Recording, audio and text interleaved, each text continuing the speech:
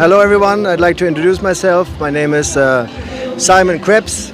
I came all the way from Germany. I live between Düsseldorf and Cologne, two big cities in Germany. And I belong to a foundation which is called Wenn, Elvis, wüsste e.V.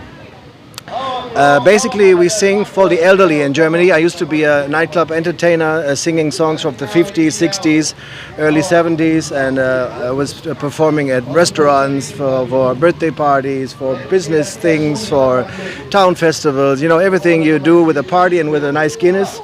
But this has changed a little bit, also due to the pandemic.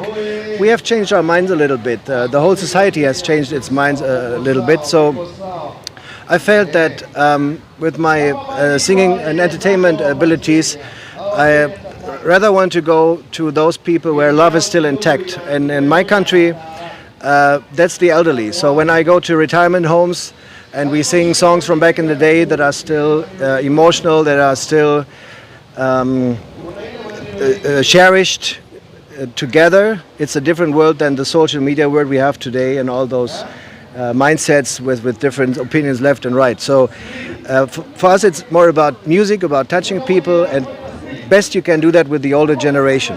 So I've been traveling all my life, and 2 years ago I was in Kenya for the very first time, and I ended up here in Mikindani, and it was quite a coincidence. I was going through the streets, and I was meeting Lynn Obongo from the Lynn Shosaha Foundation, and she was like she had a strong hospitality, and we got to talk for a couple hours, and then she said, you know what, why don't you join us in church tomorrow? So it happened on a Saturday afternoon, and I just met her, and she said, let's go to the church tomorrow morning, let me show you the church and my village, so to speak, my city, and we'll invite you. And so the next morning I was going to church with Lynn, never meeting her before, and it continued like that. In the afternoon, I was invited to see the single mothers of Mikindani and the widows of Mikindani. So without knowing that I was involved in the foundation, she somehow felt, this Muzungu, let's get him, we do something together. And only on the third day I told her that I was involved with the foundation as well. So we kept conversation, we were friends for 2 years. And so I'm glad to come back to have this wonderful event now to cherish the elderly of Mikindani, and to have like a cross culture. I mean, I learned so much visiting and watching the people, and I hope that they get something new they have never seen before. But in the end, it's about the emotion, it's about that good feeling, about that community feeling, getting together like in the old days. Nowadays, everything is a little too digital. I mean, it's good to have it, but we need to come closer with countries. We need to come closer within a community.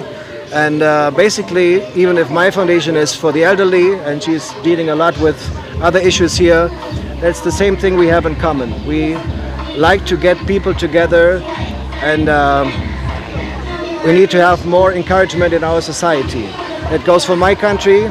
My country, I have to say, it's just my humble opinion, but it has become a little cold-hearted. So we need more of getting together, we need more family, we need more community work. And I hope that I can mirror something that's happening here, show it to Germany. And you guys, I don't have to remind too much, because you are in your hoods, so to speak, in your areas. And the community work is strong, religion is still strong, and even if I'm not a big believer, I think that religion, in a way, for some people has to return in order to get society back on track, because so many people are talking about war these days, about critical times, but a lot of this stuff is self-made. So we need to reorganize, we need to get together, and basically love one another. That's what I have to say. I have one extra question.